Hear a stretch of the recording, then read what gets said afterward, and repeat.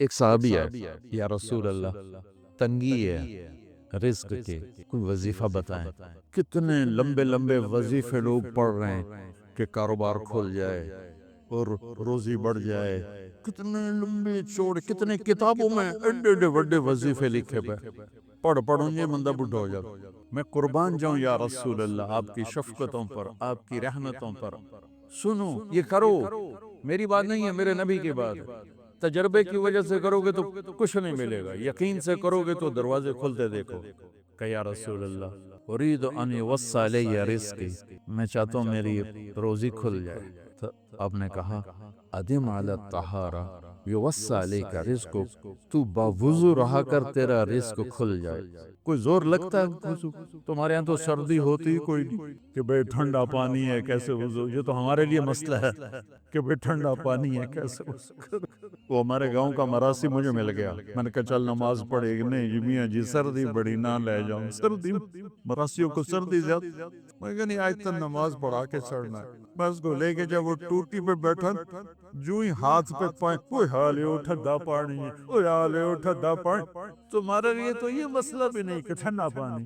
میرے نبی کی یہ سارا مجمع لے لو، یہ اوپر مستورات لے لیں، ادیم علی الطہارہ یوسع علیک رزقک، میرے نبی نے فرمایا باوضو رہنا شروع کر دے، اللہ تیرا رزق کھول دے گا۔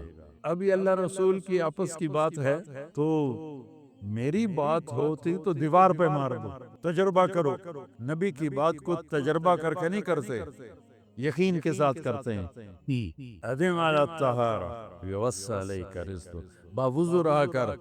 اچھا باوضو رہنے کے اور فائدے، اللہ پیار کرتا ہے، شیطان ڈرتا ہے، اور وضو ہوگا تو نماز آپ ہی پڑھی جائے گی، چلو یار وضو ہے چار فرض ہی پڑھ لو گے۔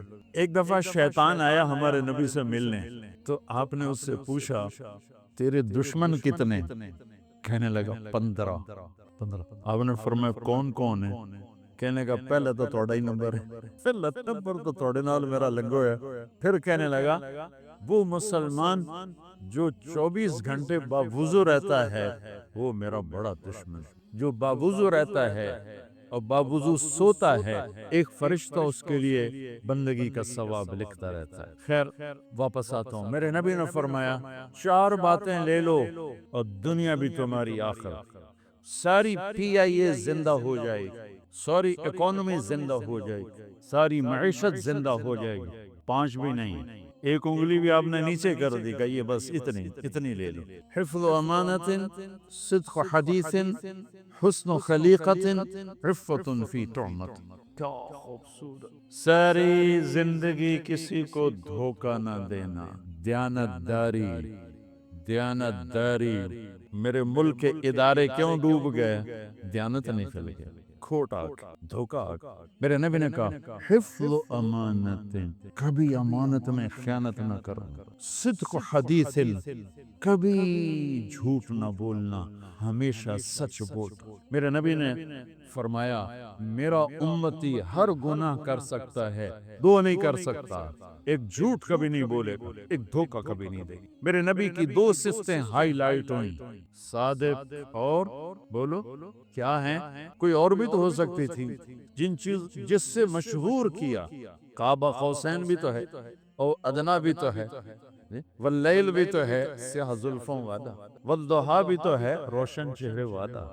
کس سے مشہور کیا؟ صادق امین۔ اگر آپ مجھ سے سوال کرو، میں ممبر رسول پہ بیٹھا ہوں کہ مولانا صاحب سارے دین کو 2 لفظوں میں بتاؤ، ساری شریعت کو، تو میرے پاس 2 لفظ ہیں، سچائی اور امانت داری۔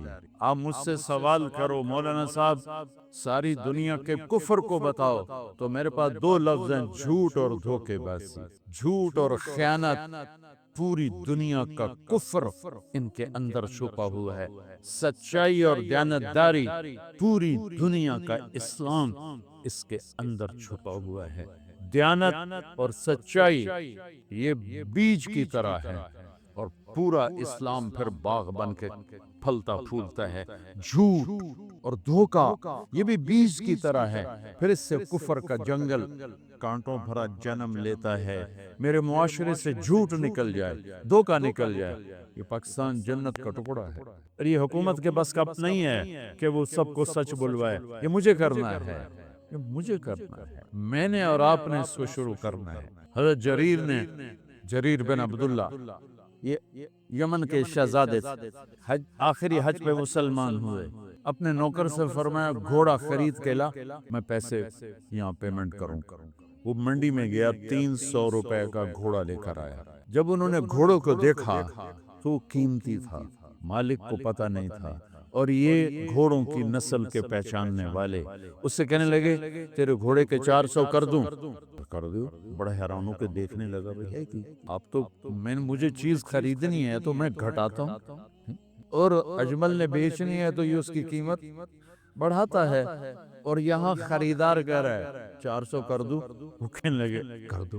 کہ 500 کر دوں؟ کہنے لگا کر دو۔ کہ 600 کر دوں؟ وہ تھوڑا تھوڑا گھبرانے لگا، بھئی یہ چکر کی ہے۔ 700 کر دوں؟ 800 کر دوں؟ وہ کہنے لگا حضور تسی لینا تے لو، کو میرا مذاق تھا نا، تسی کدی لین والے بھی پیسے بتائے، تسی میں نے 300 دے میں جاواں، کہنے کہ اس کو 800 دے دو اور گھوڑا باندھ دو۔ وہ حیران خوشی سے چھلانگے مارتا ہوا گیا۔ تو جب وہ چلا گیا تو نوکر نے پوچھا میں جب 300 میں سودا کر کے آیا تھا تو 500 کس خوشی میں بڑھائے؟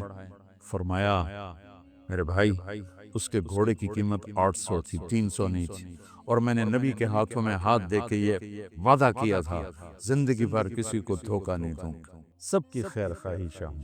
تو بھائیو میرے اداروں میں کس ٹیلنٹ کی کمی نہیں، صلاحیتوں کی کمی نہیں، دیانت کی کمی ہے، قوت عمل کی کمی نہیں، سچائی کی کمی ہے۔ حجاج بن یوسف ایک ظالم گورنر گزرا ہے، اس کے خلاف بغاوت ہوئی، وہ ناکام ہو گئی۔ تو کوفہ میں ایک بزرگ رہتے تھے، ان کے بیٹے اس بغاوت میں شریک تھے، وہ چھپتے چھپاتے کئی سال کے بعد واپس آ گئے۔ ابن خراش ان کا نام تھا، ان کی سچائی مشہور تھی کہ ابن خراش جھوٹ نہیں بولتا۔ حجاج کو پتہ چل گیا CID سے کہ آ گئے، تو اس نے کہا آج ابن خراش کا امتحان ہوگا، اس کو کھانے پہ بلایا، عنوان ہی نہیں بنایا تفتیش کا، کھانے پہ بلایا اور کھانا شروع ہو گیا۔ باتوں باتوں میں کہتا ہے ابن خراش آپ کے بیٹے ہمارے خلاف لڑ کے بھاگ گئے تھے، کچھ پتہ؟ تو ابن خراش ہنس پڑے، کہنے لگے حجاج زندگی موت تو اللہ کے ہاتھ میں ہے، گھر آئے بیٹھے۔ تو اس نے کہا تیری سچائی کو سلام کرتا ہوں، اگر تو جھوٹ بولتا یہیں تیرا سر اتارتا، پھر تیرے بیٹوں کا چاہو سلام ہے تیری سچائی کو، تیرے بیٹے تجھے مبارک ہوں، مسلمان جھوٹ نہیں بولتا۔ میرے نبی سے پوچھا گیا یا رسول اللہ کیا مسلمان بزدل ہو سکتا؟ کہا کیا مسلمان بخیل ہو سکتا؟ آپ نے کہا۔ پھر پوچھا گیا جھوٹ بول سکتا؟ کہ نہیں جھوٹ نہیں بول سکتا۔ تو دو باتیں حدیث پاک کی، صدق و حدیث، حفظ و امانت، یہ دو باتیں زندہ ہو جائیں تمہارے سارے ادارے زندہ ہو جائیں، ہم نقصان سے نکل کر نفع میں آ جائیں گے، نفع میں آ کر اوروں کو دینے والے بن جائیں گے۔ اس ملک میں اتنے خزانے اللہ نے چھپائے ہیں، اور اس ملک میں اتنے اللہ نے استعداد والے لوگ پیدا فرمائے ہیں، صرف دو چیزوں سے ہم مار کھا رہے ہیں، ہمارے جو ادارے ڈوب رہے ہیں، وہ گلگت سے لے کر گوادر تک، اس میں وسائل کی کمی نہیں، سچائی کی کمی ہے، دیانتداری کی کمی ہے، اور یہ ریلیٹڈ ہے رب ہونے کے ساتھ، کہ ہم نے اللہ کے رب ہونے میں شک کیا تو ہم غلط راہوں پہ چل پڑے۔ رب تو اللہ ہے، دینے والا تو اللہ ہے۔ میرے بچوں میری 70 سال عمر ہو گئی، سب سے لمبی میری دعا ہے، اللہ گواہ ہے، یا اللہ قرآن سکھا دے میں جاہل ہوں، اللہ کی قسم میں رو رو کے روزانہ بیٹا کبھی مجھے ناغہ نہیں کیا نا، یا اللہ قرآن سکھا، یا اللہ قرآن سکھا، یا اللہ قرآن سکھا۔ جیسے چھوٹا بچہ نہیں ضد کرتا اور روتا ہے، اس طرح میں اللہ کے سامنے روتا اور ضد کرتا۔ لوگ مجھے عالم کہتے ہیں، اور تجھے پتہ ہے میں خالی، جو کہہ رہے ہیں ویسا مجھے کر، مجھے قرآن سکھا، میں اس جہالت کے ساتھ مرنا نہیں چاہتا، میں یہ مانتا ہوں یا اللہ مجھے اس جہالت میں موت نہ تھے، تو جو قرآن دے کے مجھے اٹھانا، تمہارے اندر پلے تڑا تو تمہیں تو پتہ ہی کوئی نہیں کہ ہمارا کتنا بڑا نقصان ہو رہا ہے، مطمئن ہو کے چلو۔ مدارس والے بھی بڑے مطمئن کہ اتنا ہو رہا ہے، اتنا ہو رہا ہے، اتنا ہو رہا ہے، یہ ہو رہا ہے، وہ ہو رہا ہے، لیکن اس خلا کو کیسے پر کرو، اس نغمہ محبت کو کیسے سیکھو؟ تو اللہ آپ کو ہمت دے، آپ جوان ہیں، ہماری تو گزر گئی، دیر گزر گئی تھوڑی رہیا، پنجابی کا ہماری جانگلی زبان کا داگڑ دیا، دیر گزر گئی تھوڑی رہیا، ہماری تو 70 ہو گئی، پیچھے کیا ہے، آپ بچے ہو، قرآن کو اللہ سے مانگو، قرآن کو اللہ سے مانگو۔ آخری واقعہ سنا کے اٹھتا ہوں۔ ولید بن مغیرہ حضرت خالد بن ولید کا والد، اور ولید بن ولید کا والد، ولید بن ولید بدری صحابی، خالد بن ولید صلح حدیبیہ کے بعد ایمان لائے۔ وہ کہنے لگا میں اعلمکم بالعربیت، میں عربی سب سے زیادہ جانتا ہوں، میں آج جا کے محمد سے بات کرتا۔ تو آیا اور اس نے اپنے بات کی، جب وہ فارغ ہو گیا تو آپ نے فرمایا فرق تھا ابا الولید، فارغ ہو گئے؟ میں سنوں آپ کی کیا عادت تھی؟ آپ قرآن سناتے تھے، قرآن سناتے تھے۔ بات ادھوری ہوگی اگر میں سیرت کو بیچ میں نہ لاؤں، یہ قصہ بعد میں سناتا ہوں۔ قرآن سے جوڑو، سیرت سے جوڑو، کسی بھی اکابر کی زندگی مکمل نہیں ہے، چاہے وہ لوح محفوظ بھی پڑھ لیتے ہوں، صرف ایک ہستی کی زندگی مکمل ہے، وہ ہے محمد مصطفیٰ صلی اللہ تبارک و تعالی علیہ وسلم۔ ان کی سیرت پڑھو، ان کی سیرت سے جڑو۔ یہ ساری باتیں بعد میں نے محنت کی ہے، کیونکہ سیرت تو پڑھائی نہیں جاتی۔ اب کوئی کتاب ہے سیرت کی؟ کون سی؟ او اتنی سی ہے، وہ تو ایسے ہی ہنسا مذاق ہے۔ تو سیرت پڑھو بیٹا، فتح السیرہ بھی، فتح السیرہ۔ اچھا، وہ تو اچھی کتاب۔ تو آپ نے کہا میں سناؤں گا، ہم نے کہا یوم ترجف الارض والجبال وکانت الجبال کثیبا مہیلا، ایسے دکھا دیا پہاڑوں کو ریت بنتا ہوا اور زمین کو کپکپاتا ہوا۔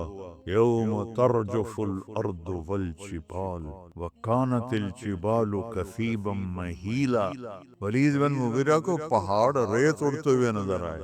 انا ارسلنا الیکم رسولا کما ارسلنا الی فرعون رسولا فعصى فرعون الرسول فاخذناه اخذا وبیلا فكيف تتقون ان كفرتم يوما يجعل الولدان شيبا السماء منفطر به، میرے رب کی قسم یوں نظر آتا ہے جیسے وہ آسمان ٹکڑے ٹکڑے ہو رہا ہے۔ کان وعدہ مفعولا ان هذه تذکرہ فمن شاء اتخذ الى ربہ سبیلا۔ میں بھی پوری فہم نہیں رکھتا، میرا کوئی دعویٰ نہیں، رب ذوالجلال کی قسم۔ وہ ولید مجھ سے زیادہ اس کی عربیت کو جانتا تھا، اس کا رد عمل آپ کو دکھاتا ہوں۔ رد عمل ویسے بیٹھا تھا نا نیچے، ایسے کھڑا ہوا کہتا ہے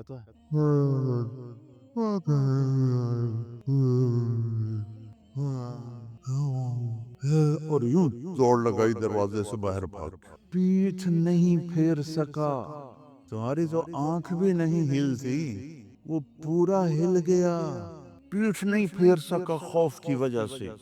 اسے لگا جیسے یہ پہاڑ ریت بن گئے، یہ زمین زلزلے سے ٹکڑے ٹکڑے ہو گئی، سبحان اللہ۔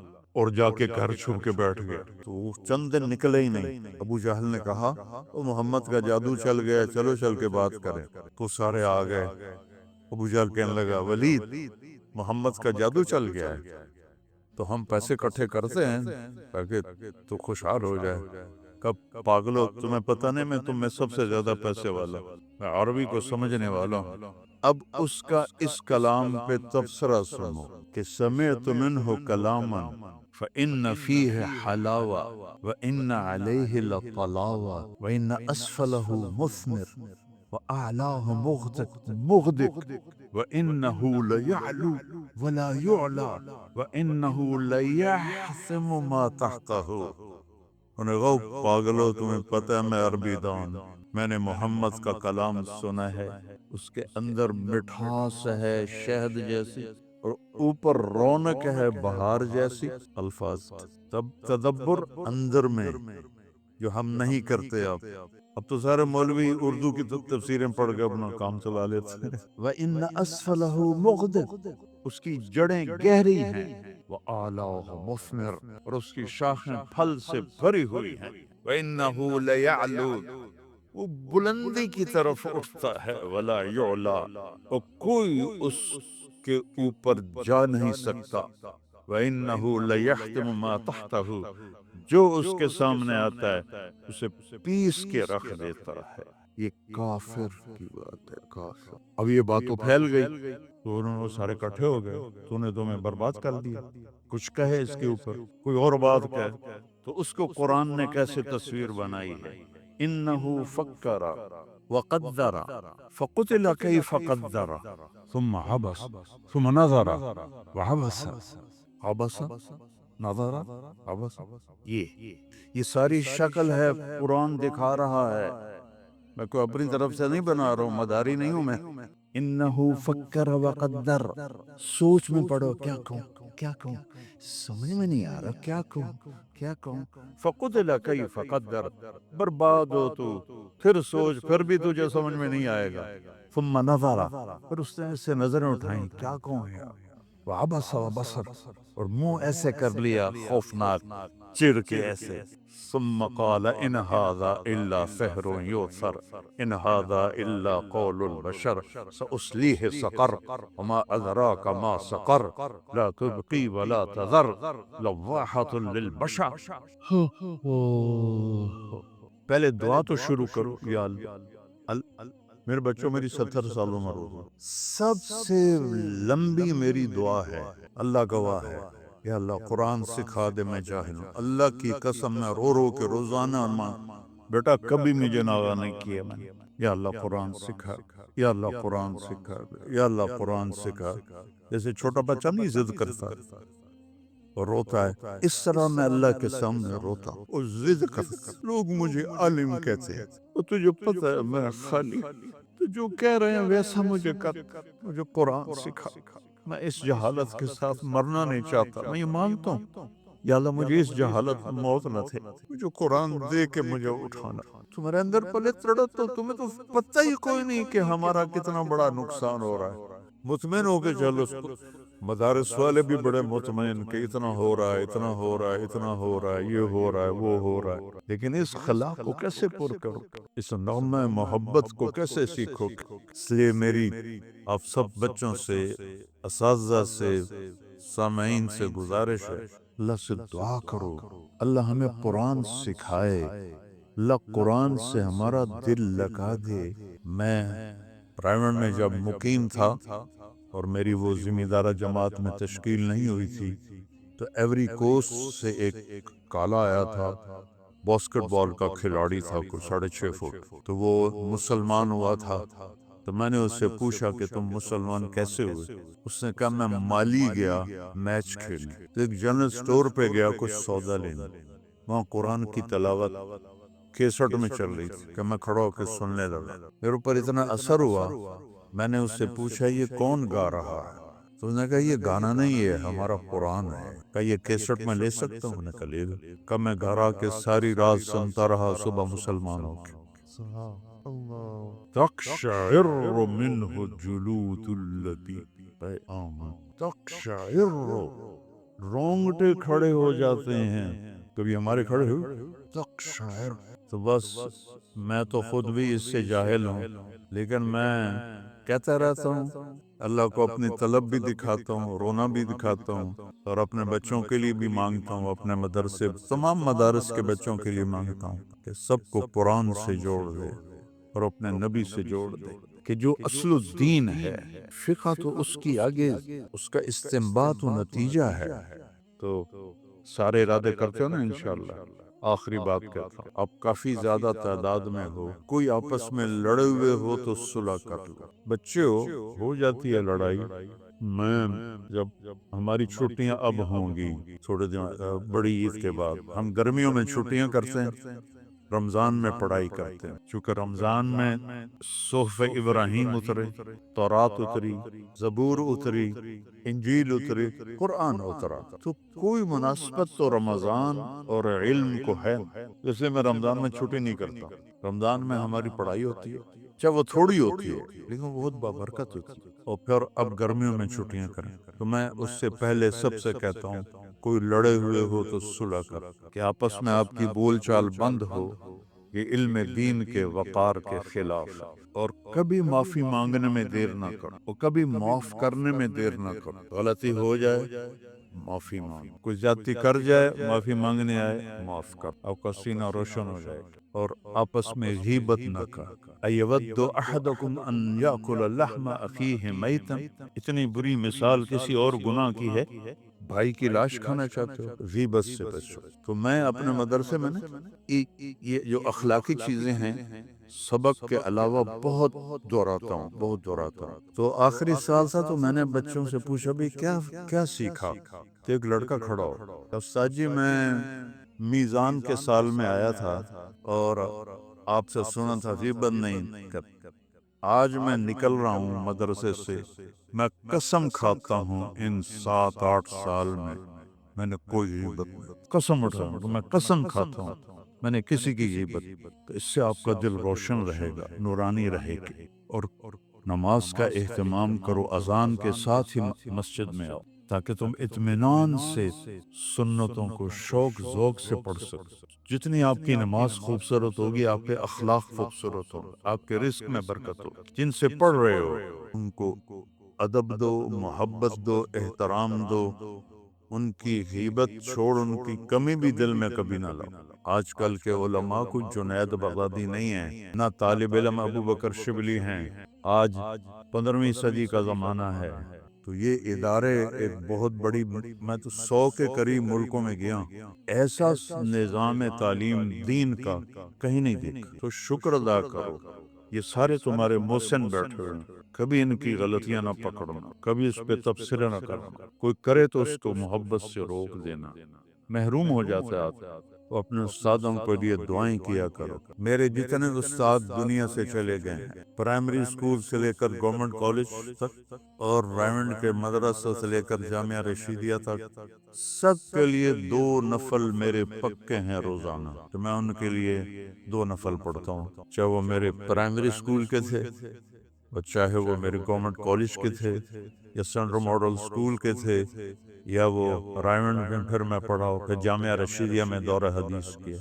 سب کے لیے دعا کرتا ہوں۔ اور جو اساتذہ میں سے فوت ہو جاتا ہے پھر اس کے لیے عمرہ کرتا ہوں۔ تو بچوں اپنے استادوں کو عزت دو، احترام دو، تو انشاءاللہ میری دعا ہے اللہ اس ادارے کو مزید پھلے پھلائے۔ میں تو بہت زمانہ پہلے آیا تھا جب مفتی صاحب زندہ تھے، تو آج آ کے بڑی خوشی ہوئی ہے اتنی ترقی دیکھ کر۔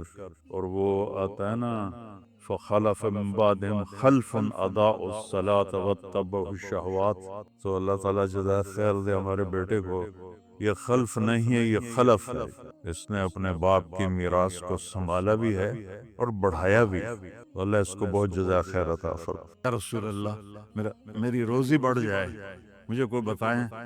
ایک تو یہ جو سوشل میڈیا پہ ہے نا وظیفے بتانے والے، یہ لتران دے لائق ہے، لتران دے، یہ نامراد ادھر لے جاتے ہیں جدھر نہ میرے نبی نے بتایا نہ میرے اللہ نے بتایا۔ میرے نبی نے کوئی لمبی تسبیح نہیں بتائی، 1000 واری اے پڑھتے، 1000 واری اے پڑھ، ہکٹنگ چاہتے پڑھ، یہ سب کم بخت مال کماؤ ہیں، یہ پیسے بنا رہے ہیں، ان کے پاس تم سے ہم سے زیادہ پیسے ہوتے ہیں۔ ایک وظیفہ اور بتاتا ہوں، جو یہ چاہے اس کی عمر لمبی ہو اور اس کا رزق زیادہ ہو، قناعت والی زندگی سیکھو، نماز سے رزق بڑھتا ہے۔ اور ایک حدیث سناتا ہوں، طارق جمیل صرف زبان ہلا رہا ہے، بات میرے نبی کی ہے۔ ایک صحابی آتے ہیں، یا رسول اللہ میں چاہتا ہوں میری روزی زیادہ ہو جائے۔ آپ چاہتے ہیں سارے؟ بولو، میں بھی چاہتا ہوں، میرا بھی دل کرے اندر میری زمین ہے جو ڈھیر کپا ہوئے، ہم سارے چاہتے ہیں۔ یا رسول اللہ میری روزی بڑھ جائے، مجھے کوئی بتائیں، ایک تو یہ جو سوشل میڈیا پہ ہے نا وظیفے بتانے والے، یہ لطران دے لائق ہیں، لطران دے، یہ نامراد ادھر لے جاتے ہیں جدھر نہ میرے نبی نے بتایا نہ میرے اللہ نے بتایا۔ ایک تو ان کو سننا چھوڑ دو، میں اپنے نبی کا وظیفہ بتا رہا ہوں جو ہر آدمی، ہر مرد عورت کر سکتا ہے، چھوٹا بڑا بوڑھا جوان۔ یا رسول اللہ میری روزی بڑھ جائے، آپ نے کیا کہا؟ ادم علی الطہارہ یوسع علیک رزق، با وضو رہا کر تیرا رزق بڑھ جائے گا۔ میرے نبی نے کوئی لمبی تسبیح نہیں بتائی، 1000 واری اے پڑھتے، 1000 واری اے پڑھ، ہکٹنگ چاہتے پڑھ، یہ سب کم بخت مال کماؤ ہیں، یہ پیسے بنا رہے ہیں، ان کے پاس تم سے ہم سے زیادہ پیسے ہوتے ہیں نہ یہ اس چکر میں پڑو کہ جادو ہو گیا، یہ نو پھرولو جادو ہو گیا، سایہ ہو گیا۔ بھائی کتھے سایہ ہے، کتھے اتنے جادوگر پیدا ہو گئے بے ہر ویلے وہ پھوکی جاننے دے تو انہوں تباہ کیتی جاندے۔ یہ سب فراڈ ہیں، یہ جو جادو ہو گیا اور جادو کا عمل کرنا پڑے گا اور ہانڈی چڑھانی پڑے گی اور پتہ نہیں کی کرنا پڑے گا، زمین میں دبانا پڑے گا، یہ سارے الودے پٹھے نے، اور تسی سارے بے وقوف ہو جڑے انہاں دے مگر لگے ہویا۔ میرے نبی کا وظیفہ سنو، ادم علی الطہارہ یوسع علیک رزق، تو باوضو رہ تیرا رزق بڑھ جائے گا۔ ایک وظیفہ اور بتاتا ہوں، میرے نبی نے فرمایا، یہ آپ نے خود فرمایا، یہ باوضو رہنے کا پوچھنے پہ، ایک صحابی نے پوچھا کہ میں چاہتا ہوں میرا رزق بڑھ جائے، تو آپ نے فرمایا باوضو رہا کر رزق بڑھ جائے گا۔ اور باوضو رہنے کے کچھ اور فائدے بتاؤں۔ ایک دفعہ شیطان ہمارے نبی کی خدمت میں حاضر ہوا، آپ نے فرمایا یار اتا دس تیرے دشمن کتنے ہیں؟ کہنے لگا 15۔ تو آپ نے فرمایا کون؟ کہ پہلے تو تسی ہو، پہلے دشمن تو میرے تسی، پھر اس نے فہرست گنائی، بات لمبی ہوتی جا رہی، اس نے کہا پھر وہ مومن مرد اور عورت جو باوضو رہتے ہیں وہ میرے بڑے دشمن ہیں، ان سے مجھے ڈر لگتا ہے، اور باوضو سو جاؤ تو موت آ گئی تو شہادت کی ہوگی، باوضو سو جاؤ تو ایک فرشتہ تمہارے لیے دعا کرتا رہے گا، باوضو سو جاؤ شیطان ڈر کے پیچھے ہٹ جائے گا۔ اور ایک بتا رہا ہوں جو میرے نبی نے خود بتایا پوچھنے کے بغیر، جو یہ چاہے اس کی عمر لمبی ہو اور اس کا رزق زیادہ ہو تو وہ اپنے ماں باپ کی خدمت کرے۔ تمہاری تو جابیں ہیں نا، تم کہاں ماں کو پوچھ سکتے ہو، جاب ہے۔ میرے نے اپنے ماں باپ کو خوش کرے اور اپنے رشتے داروں پہ خرچ کرے اور ان سے اچھا سلوک کرے، اللہ اس کی عمر بھی بڑھائے گا، اس کا رزق بھی بڑھائے گا، اور ماں باپ کی دعائیں وہاں پہنچا دیتی ہیں اللہ کی قسم جہاں کوئی نہیں پہنچ سکتا۔ میں نے اس زمانے میں میڈیکل چھوڑا جب ڈاکٹر ایک بہت بڑی تصویر تھی، چونکہ وہ ڈاکٹر تھے، بیوپاری نہیں تھے، سوداگر نہیں تھے، ادومی لے لو ادومی لے لو ادومی لے لو، ڈاکٹر تھے، اور مولوی ایک کیڑا تھا، کیڑا گندگی کا کیڑا، اور میں ایک ذمہ دار خاندانی جس میں تکبر کی انتہا، انسان کو انسان نہیں سمجھتے تھے ہمارے بڑے، تو اللہ نے میرا کانٹا بدلا، میرا ہاتھ پکڑا، آج میں آپ کے سامنے کھڑا ہوں، یہ اس کی مہربانی ہے، اس کا کرم ہے، اس کا فضل ہے، اس کا احسان ہے۔ تو میں کالج لائف تک بہت روڈ تھا، نہ ماں کی پرواہ تھی نہ باپ کی پرواہ تھی، تو میرے ماں باپ کو مجھ سے بہت گلہ رہتا تھا۔ تو میں لاہور میں پڑھتا تھا تو میں خط اس وقت لکھتا تھا جب پیسے مک جاندے ہیں، تو ایک دفعہ میرے باپ نے مجھے خط لکھا، بیٹا جب پیسے ختم ہوتے ہیں تو خط لکھتے ہو، کبھی ایویں بھی خط لکھ دیتا کر بھائی تیرا کی حال ہے، پتہ ہی نہیں تھا ماں کسے کہتے ہیں باپ کسے کہتے ہیں، تو نبی کی زندگی پڑھی تو پتہ چلا، آپ اندازہ لگائیں، بیٹا بہ جا بہ جا۔ میرے نبی نے فرمایا، یہ عورتیں بھی بیٹھی ہیں، کاش میری ماں ہوتی زندہ اور میں عشاء کی نماز کی نیت باندھ کے فرض نماز مسجد کی مصلی پر پیچھے نمازی ہوتے اور میں سورۃ فاتحہ شروع کر چکا ہوتا، الحمدللہ رب العالمین، اور ادھر میرے گھر سے میری ماں کہتی محمد، تو میں نماز توڑ کے کہتا جی اماں جان میں آیا، جی اماں جان میں آیا۔ یہ ماں کا مرتبہ بتایا، یہاں تو صرف پونڈ کو دنیا جانتی ہے، میرا نبی بتا رہا ہے ماں باپ کی خدمت کرو، رزق بڑھے گا، اپنے رشتہ داروں سے لڑو نہیں، اچھا سلوک کرو۔ عام طور پر رشتہ دار آپس میں سینگ پھنسے ہوتے ہیں، اور ہمارے ذمہ داروں میں تو ویسے ہی توبہ توبہ توبہ توبہ اسی لیکا چھک دیتا ہے. سمجھتے ہو اس بات کو؟